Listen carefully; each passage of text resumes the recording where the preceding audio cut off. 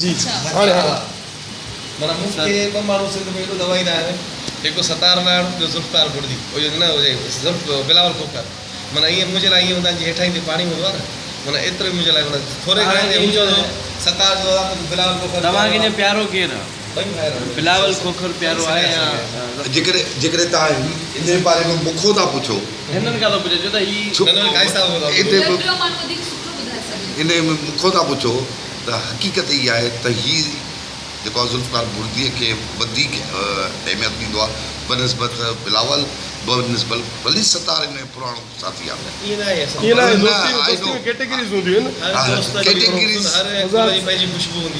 जो असां हिते मां कपट में हिनखे कपट में मां चवंदो आहे, हिनखे मां चवंदो आहे त तूं बिलावल ऐं बुर्दीअ खे घणो चाहींदो आहे।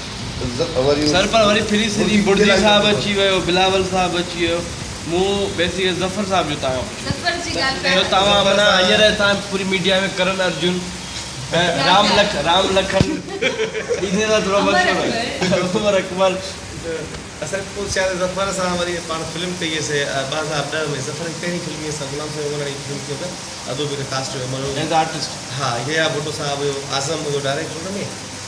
उन में शायदि तव्हांखे बि आज़म चयो हुयो फिल्म में कमु करण जे लाइ। कुझु यार वारो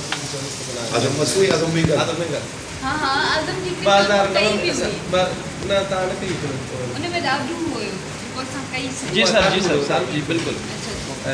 गुलाम साईं उमर जी कई सेकंड फिल्म उते वरी ज़फ़र पे मुंहिंजी फिल्म आहे असांजी ज़फ़र जो था उतां वरी सां कई उतां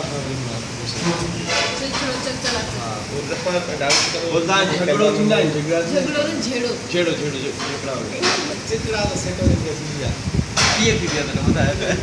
ज़फ़र खिलाड़ी ते हूंदो आहे, ज़फ़र ते मां चवंदो आहियां कमु कयो। तव्हां इहो चवण था जॾहिं ज़फ़र कब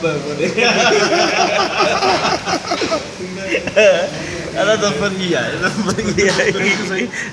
असल में सर जहाज़ भली मां इहो चवंदो आहियां त असां जेके एक्टर वीचारा अचनि था अॻे ई क़िस्म कुर्सी में पंहिंजनि मसाइलनि में घिरियल सेट ते अॻे ई माना टेंशन और माहौल मतिलबु 5 नंबर जेकॾहिं बुरकूं हुनजे चेहरनि ते ईंदी त टेंशन घटिबो।